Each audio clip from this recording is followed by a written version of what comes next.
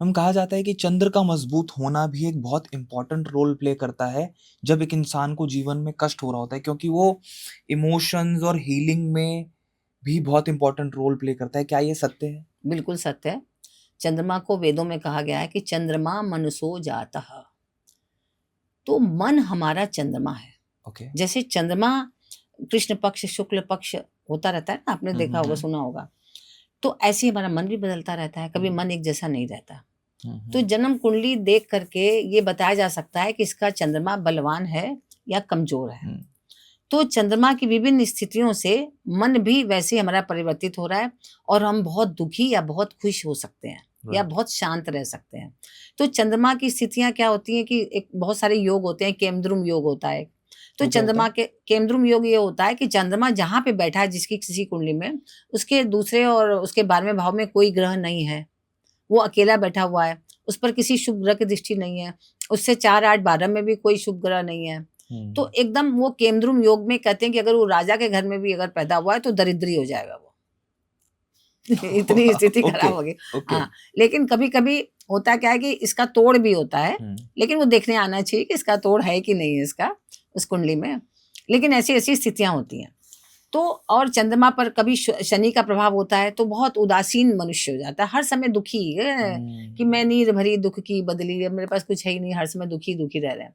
कुछ भी हो उसमें दुखी रहेंगे, आप कुछ भी उनके लिए कर दीजिए फिर भी उनको दुख ज्यादा दिखेगा, खुशी नहीं खुशी दिखेगी। नहीं दिखेगी। राहु है तो वो एकदम ग्लैमरस लाइफ जीना चाहेंगे, सपने में रहेंगे, ज्यादा सपने देखेंगे। तो चंद्रमा जो है बहुत ज्यादा प्रभावित कर देता है। मंगल की अगर दृष्टि है या मंगल की होती है तो बहुत उत्तेजित रहेंगे, हर समय अपनी बातें कहने के लिए आगे से आगे रहेंगे कि पहले मेरी बात सुनी जाए। और अगर कहीं चंद्रमा पर मंगल के साथ साथ कुप्रभाव ज्यादा बढ़ जाए तो आतंकवादी भी बन सकते हैं। अच्छा। हाँ बिल्कुल। तो मन से ही तो आप सब कुछ कर रहे हो, क्या कर रहे हो आप? आपने मन ने कहा ये खा लें तो अभी आप खाने लगे, मन से कहा जहाँ चलते हैं तो चलने लगे। तो ये सब कौन कर रहा है? आपका मन कर रहा है। मन क्या है? चंद्रमा है। तो चंद्रमा की जैसी स्थिति, अगर चंद्रमा की स्थिति आपकी अच्छी नहीं है, शनि प्रधान है, शनि की दृष्टि है, राहु की दृष्टि है, तो क्या होगा कि आपको कोई रोग हुआ नहीं कि आप उससे ज्यादा दुखी। तो जब हर समय दुखी रहेंगे स्वस्थ कैसे होंगे? सही बात है। तो चंद्रमा का बलवान होना अत्यंत आवश्यक है। चंद्रमा को बलवान कैसे बनाए?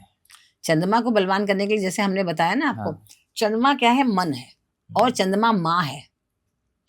अगर कोई प्रतिदिन अपनी माँ का पैर छूता है, अपनी माता को प्रसन्न रखता है, जैसे ही माँ उसको देखे तो माँ खुशी से एकदम फूली न समय, अरे मेरा बेटा आ जाओ, और खूब हृदय से आशीर्वाद दे, तो समझिए आपका चंद्रमा अच्छा होना शुरू।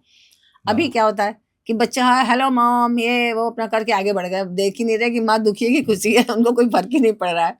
तो कहाँ से चंद्रमा अच्छा होगा? अच्छा भी होगा तो खराब हो जाएगा।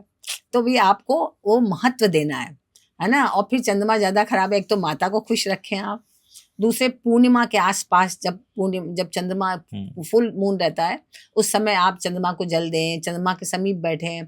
चंद्रमा का मेडिटेशन होता है, आप मून मेडिटेशन वो आप करें, तो उन सब से भी आपको बहुत लाभ मिलेगा और बहुत मानसिक शांति मिलती है उससे। तो चंद्रमा को बलवान करने के लिए आप मोती पहन सकते हैं।